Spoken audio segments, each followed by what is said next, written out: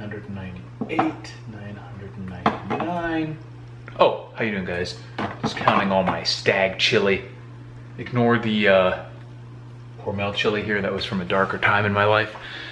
What I'm here to talk to you about today is some supplements and like dietary, I don't even know what you'd call it. Not necessarily like additives, but just different supplements and nutritional items that you should probably think about including to round out any sort of disaster preparedness long term. Obviously, if you're talking about a 72-hour kit, you're not gonna get fucking scurvy if you eat only Spam and rice or whatever. I get all these weird comments a lot from people who see my videos on like the 1 month $100 food supply, or you know, explaining how you can store different types of foods that like, oh, if you only eat that, you're just gonna get sick of food and just choose to die, or you're gonna get all these weird vitamin deficiencies and whatever. And those fears are way, way overblown for anything under like 6 months. Like even if you literally just had to eat rice and Spam for 6 months, you might get a little constipated or a little diarrhea depending on you know, how your body handles it. You might get sick of food.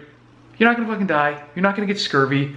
There was this girl that ate like nothing but chicken nuggets from McDonald's. Literally one brand, McDonald's chicken nuggets for like 17, like her entire life up till 17 before she finally fell over and had to go to the hospital. So I'm not saying to do that, but the human body is fairly resilient, and it's very unlikely that even if that's literally all you stored, that would be literally all you could get.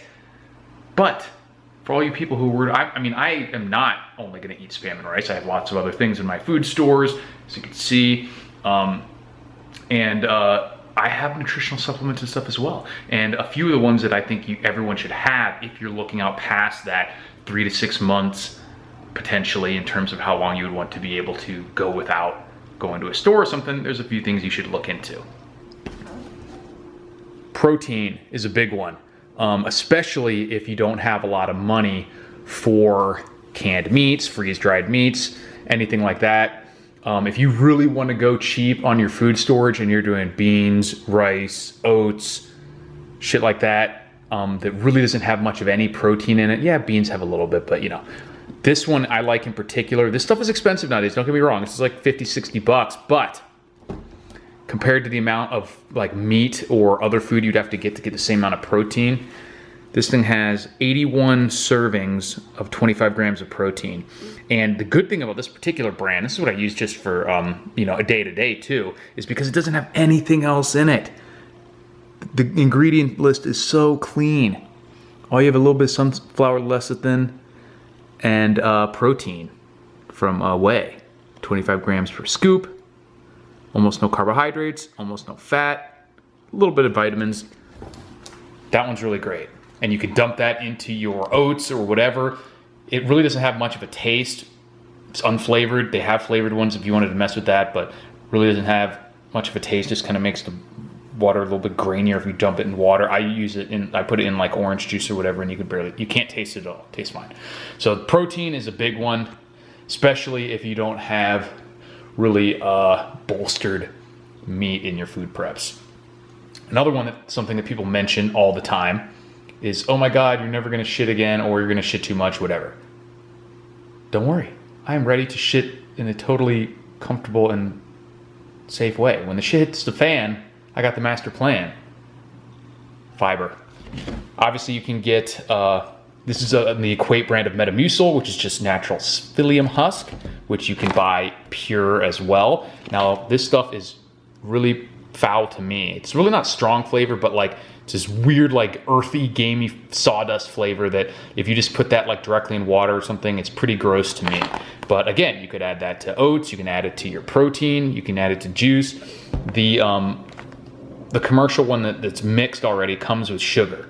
You can get ones with fake sugar, you know, so that you're not getting all the carbs or whatever. But if you're doing it for disaster prep, I would get the one with the real sugar or just the pure psyllium husk fiber if you're concentrating on health. The good thing about the Metamucil is because it's like a bulking agent for your guts, it isn't strictly speaking just a like laxative. It's just fiber. So if you have really loose stools, like you got giardia or something that's making you crap everywhere, it will help with that also. It won't just, but if you're not going at all, it'll also help with that. So it kind of brings you into the middle either way. So very useful. can help, could literally save your life if you're having one of those diseases where diarrhea could kill you and you haven't got your Jace case or your antibiotics or whatever, even if you had in the meantime.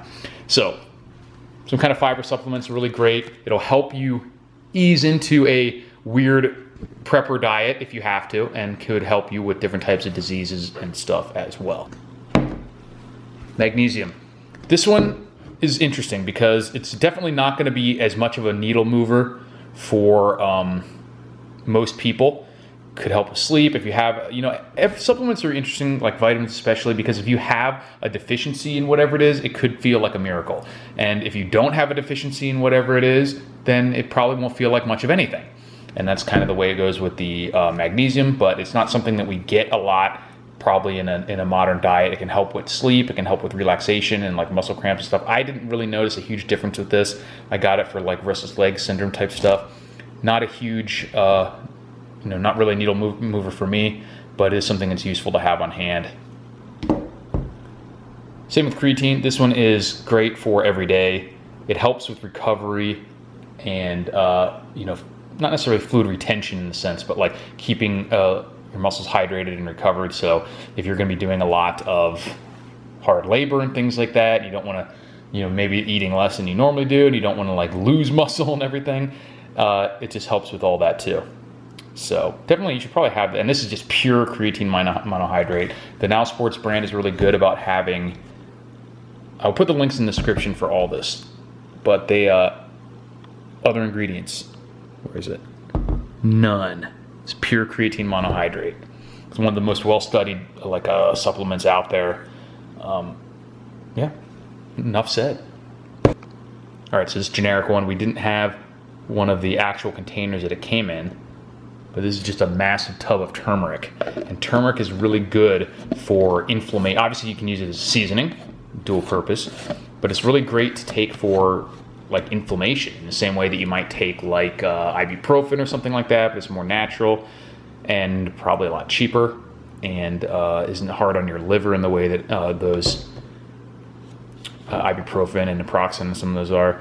And yeah, you just literally take a scoop of it, dump it in some water, chug it, and that can be really good for inflammation. And it stores pretty well too as a dry powder. So something to think about. And then of course you have all your regular vitamins. And I really contribute this particular stack, which is what I take these every day, with making it so that I never got COVID. The only time I got sick to where it might have been COVID, like a fever over the past 3 or 4 years or whatever it's been, I got tested negative. It was probably just some regular kind of cold or flu. And yeah, vitamin C is super cheap. And again, this could help out with any deficiencies in your preps. If you have, obviously if you don't have a farm or growing it, you're not going to have a lot of like leafy green type foods. Most people might not have a lot of meat, which is the 2 areas where you would get your vitamins. And so supplementing with vitamin C is an easy way. It's the cheapest of the vitamins, pretty much. Water soluble, so you don't have to worry about like overdosing or anything like that. Zinc is another one that was obviously fantastic for COVID and defending against colds and stuff like that. It's also supposed to be good for your testosterone levels. If you believe in, I don't personally believe in science. Vitamin D, especially if you're going to be holed up. This was great for fighting COVID and other immune system issues, just strengthening in general, especially if you're going to be indoors. Maybe the bombs go off and you got to stay inside for long periods of time. Got to get your vitamin D. Vitamin K2 is supposed to help with the absorption of the vitamin D, if I'm not mistaken, but like I said, I don't believe in science. This is an interesting one because it was, again, I had been already taking it because it's supposed to be great for liver function, and some people have reported really good like mood enhancing, like almost like mental health benefits from it. I've noticed that it's really good also as, and this has to do with the liver function stuff, as like a preventative method for not getting severe hangovers. If you know you're going to be drinking like New Year's Eve or something, pop like 2 or 3 of these before you start drinking, maybe even a couple more afterwards. I'm not a doctor, it's just my personal experience. And way less severe symptoms of any kind of hangovers. But that's not why I have it. I have it because it's a daily basis. But that's one of the ones that they actually like stopped Amazon selling it, at least for a while. I think they have it again now because it had come out that it might be helping COVID. and then mysteriously it's like not available. You're not allowed to sell it on Amazon. Really fucking strange. So links to all these will be in the description, as I said. So let me know what you guys think, if you have gotten any of these or other supplements that I might not be thinking of. Obviously, when it comes to like nutrition and supplementation, there's all sorts of stuff out there that you could get lost in the weeds in. I'm trying to hit like a couple big ones, some that, you know, might actually be real gaps in like a really basic, cheaper food storage plan. Because like I'm saying, if you start going into like weird pharmacology and weird science behind nutrition and everything, like there's all sorts of like, oh, we need this level of this and this level of that, and any individual person can have, you know, a weird deficiency that might not be addressed by any of that. And like I was saying earlier, if you have a deficiency in something, then a supplement's going to feel like a miracle, where to other people it won't move the needle at all. So it's worth you know, experimenting with some of that stuff and see what matters for you. But the big one's obviously having enough protein, having enough of the basic vitamins, vitamin C, zinc, vitamin D, the fiber. Those are the big three that I would have. Let me know what you guys think, and I'll talk to you soon.